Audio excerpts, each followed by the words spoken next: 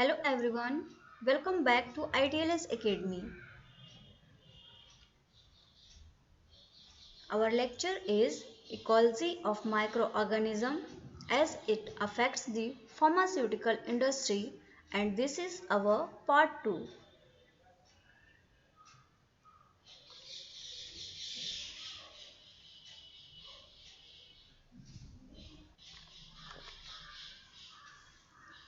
We are going to start with distribution system.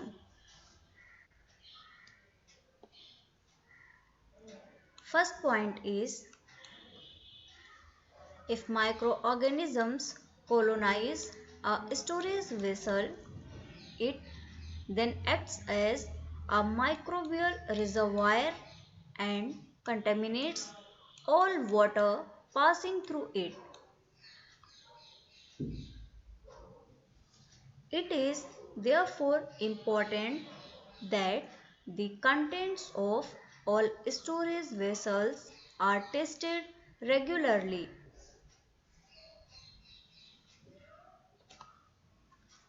Next point is,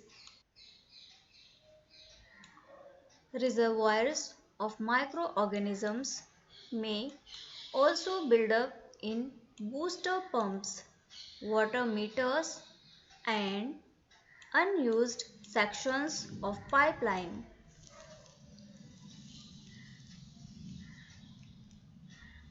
In all these reservoirs, a high positive pressure is absent or cannot be continuously maintained. Next point is,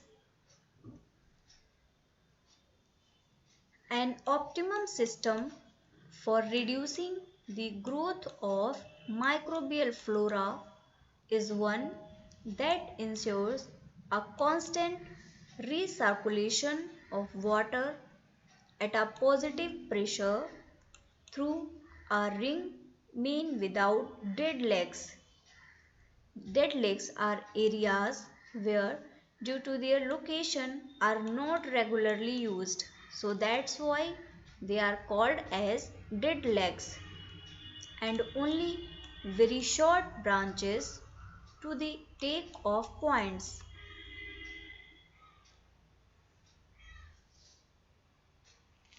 In addition, there should be a system to re-sterilize the water, usually by membrane filtration or UV light treatment, just prior to return to the main storage tank.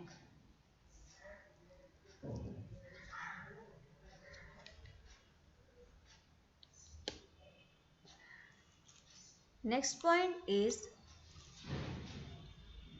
some plumbing materials used for storage vessels, pipe work, and jointing may support microbial growth.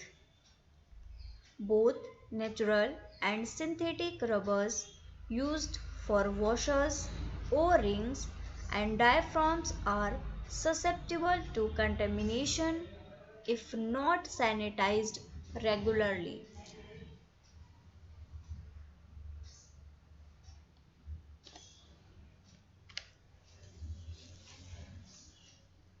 Our next topic is disinfection of water. As we know that we are studying types of water and properties of water since last lecture, so here it is the end of almost a water topic, and we are going to study disinfection of water.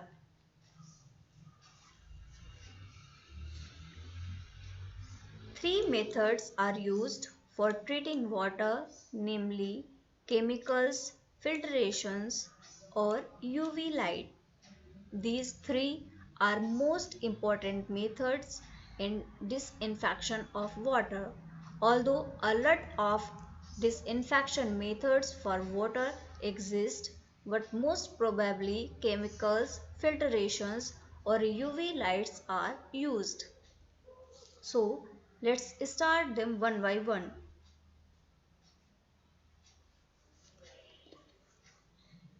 Point 1 is chemical treatment is applicable usually to raw, mains and softened water.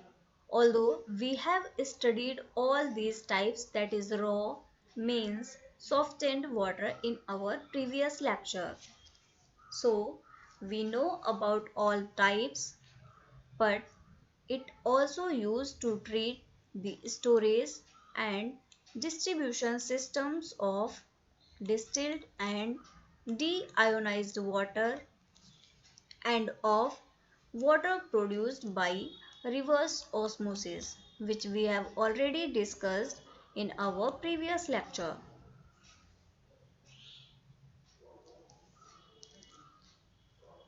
For most purposes, a free residual chlorine level of 0.5 to 5 ppm is adequate. Here, for storage vessels, pipelines, pumps and outlets, a higher level of, that is 50 to 100 ppm may be necessary. But it is usually necessary to use a desealing agent before disinfection in areas where the water is hard.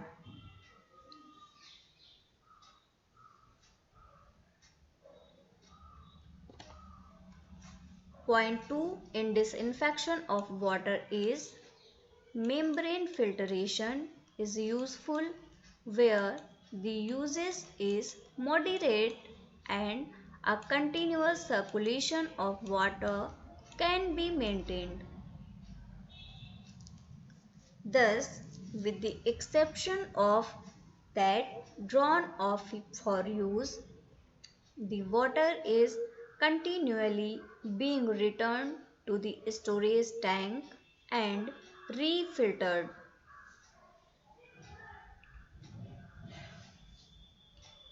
The process of filtration, refiltration is continued till the water is disinfected totally. The third point is UV light at a wavelength of 254 nanometer is useful for the disinfection of water of good optical clarity.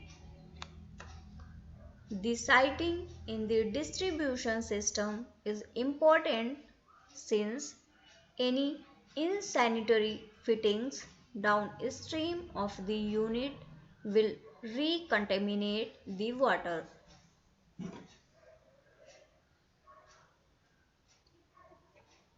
So we have completed all three methods for disinfection of water, that is chemical method, filtration and UV light treatment.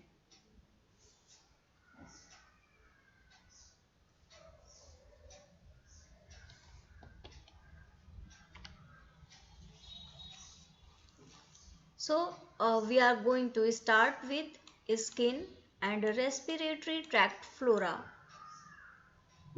As we know that respiratory tract is the main tract which is responsible for passage of air to our body. So it also contains some residual flora. Residual flora means some type of microorganisms that are already present in the body or our respiratory tract or our skin. So, we are going to discuss the skin and respiratory tract flora, or we can say that microorganisms that are already present in our respiratory tract in our skin.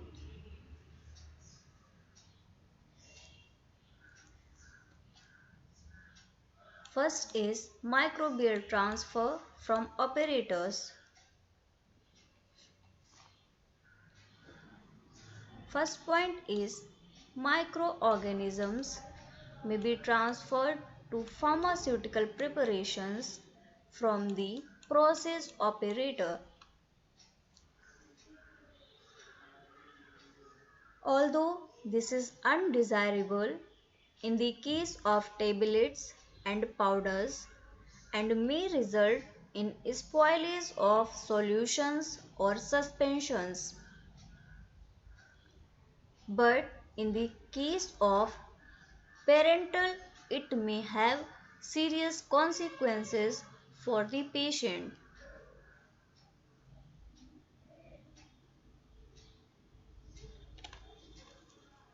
Next point is of the natural skin flora organisms, that is Staphylococcus aureus is perhaps the most undesirable. Although Staphylococcus aureus is common on the hands and face, and since it resides in the deep layers of the skin, it is not eliminated by washing. So we can say that Staphylococcus aureus is harmful for our skin and it is not easily eliminated by washing. Although it is not always harmful, but sometimes it can cause disease to the body.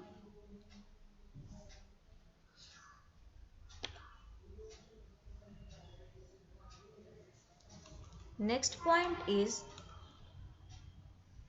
bacteria other than the natural skin flora may be transferred from the operator as a result of poor personal hygiene, such as fecal organisms from the anal region or bacteria from a wound. We can say that wounds showing signs of infection may support Staphylococcus aureus and this cause disease.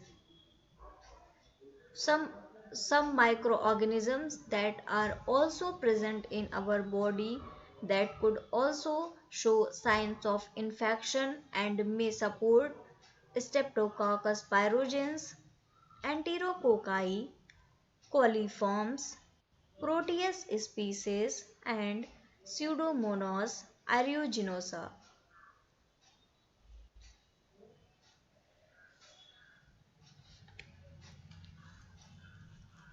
Next point is the hazard of the transfer of microorganisms from humans to pharmaceutical preparations may be reduced by comprehensive training in personal hygiene coupled with regular medical checks to prevent carriers of pathogenic organisms from coming in contact with any product.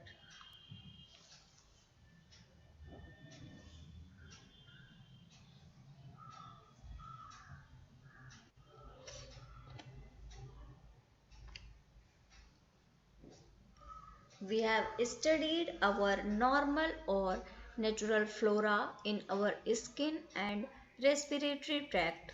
Now it comes to the hygiene and protective clothings.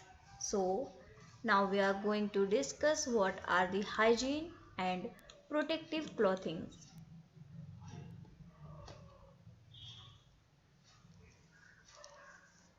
First point in areas designated for the manufacture of products intended for injection and eye or ear preparations usually have washing facilities with foot operated taps, antiseptic soaps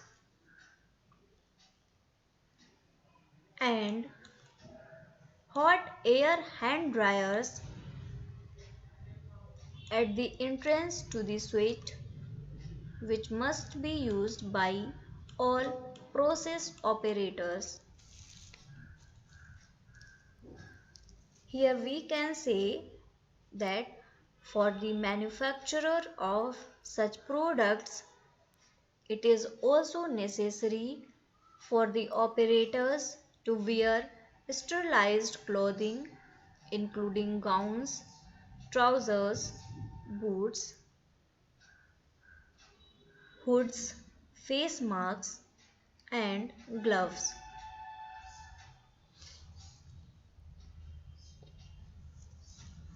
Next point in hygiene is the requirement for protective clothing are usually less stringent but include clean overalls, hair covering, and gloves, and where possible, face masks are an advantage. In the current situations, fit face masks are the boon to humanity.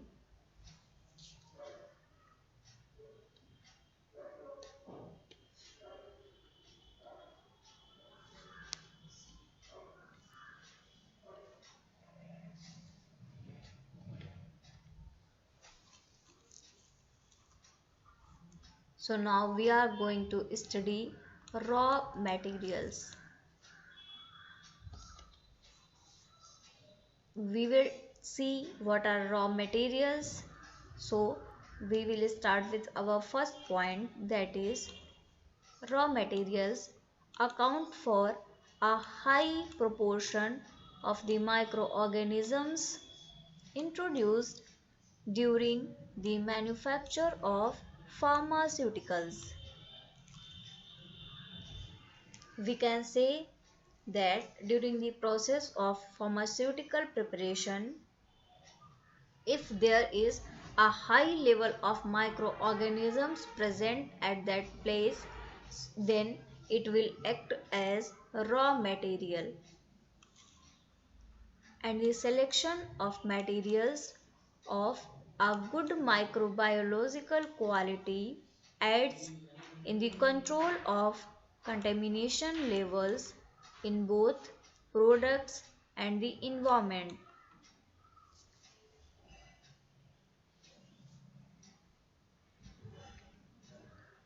It is, however, common to have to accept raw materials which have some non-pathogenic microorganisms present, and an assessment must be made as to the risk of their survival to spoil the finished product by growing in the presence of a preservative system, or the efficacy of an in-process treatment stage to destroy or remove them.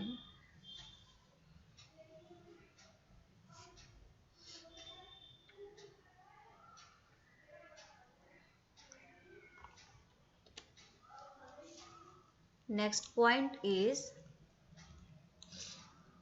untreated raw materials which are derived from a natural source usually support an extensive and varied microflora.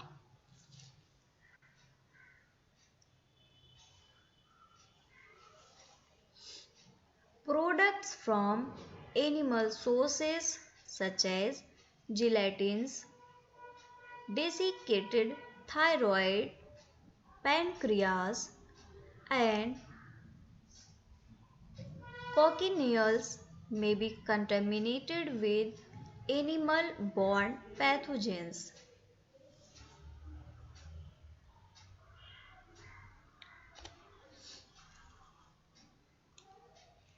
Next point is the storage condition of raw materials, particularly hygroscopic substances, is important, and since a minimum water activity, that is AW in short, of 0.70 is required for osmophilic yeast, 0.80 for most spoilage molds, and 0.91 for most spoilage bacteria. Precautions should be taken to ensure that dry materials are held below these levels.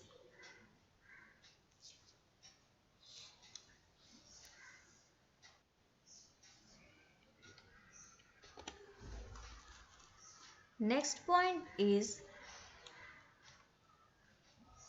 the use of natural products with a high non-pathogenic microbial count is possible if a sterilization stage is included either before or during the manufacturing process.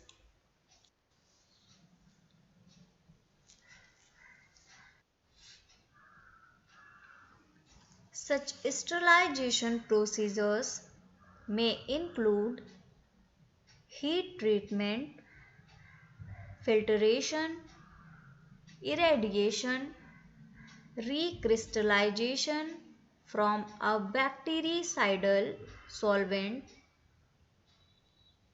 such as an alcohol, or for dry products where compatible ethylene oxide gas.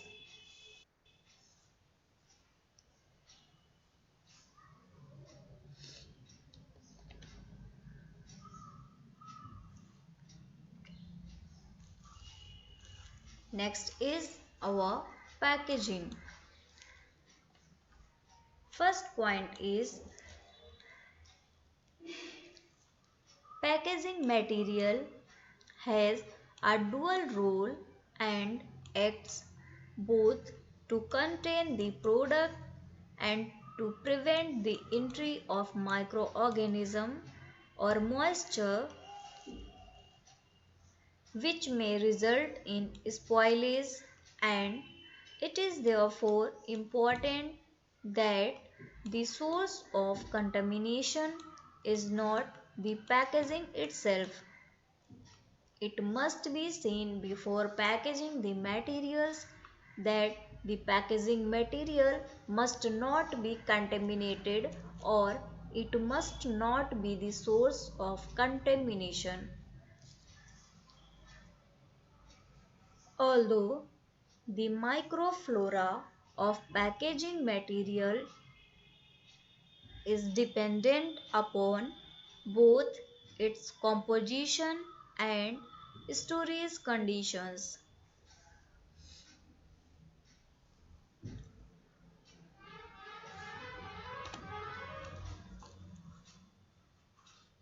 Next point is glass containers are sterile on leaving the furnace but are often stored in dusty conditions and packed for transport in cardboard boxes.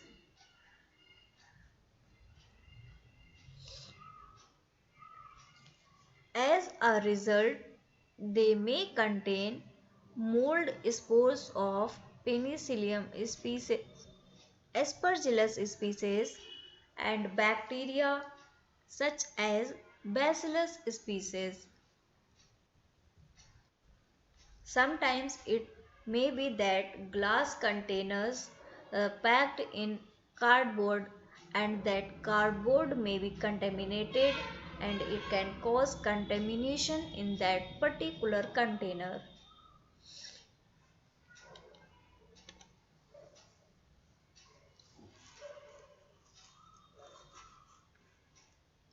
Next point is packaging materials which have a smooth, impervious surface free from crevices or interstices. such as cellulose acetate,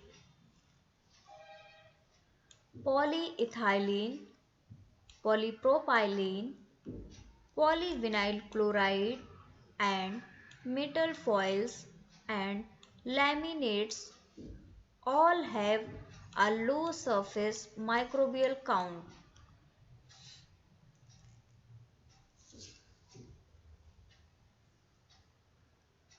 Closure liners of pulp board or cork, unless specially treated with a preservative, foil, or wax coating, are often a source of mold contamination for liquid or semi-solid products.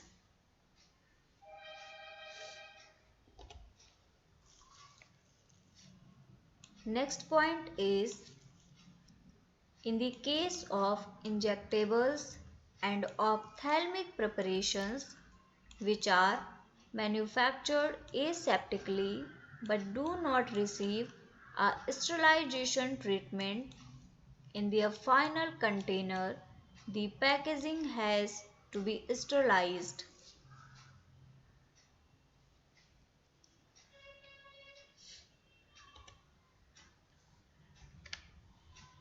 So thank you very much guys for watching this session. I will continue this lecture in our next session. We will discuss our left out things in that particular lecture. Guys, thank you for watching. You can follow ITLS Academy on Instagram, Facebook, Twitter, YouTube, WhatsApp and LinkedIn.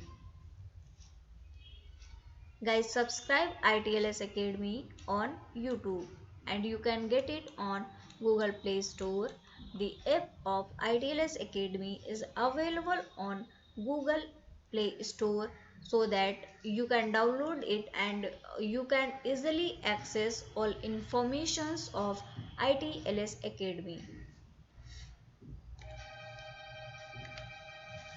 Thank you for watching this session. Guys, like, share and subscribe ITLS Academy. For any help or query, you can call us on 7080-833-450. You can visit www.itlsacademy.com. Thank you very much again for watching this session.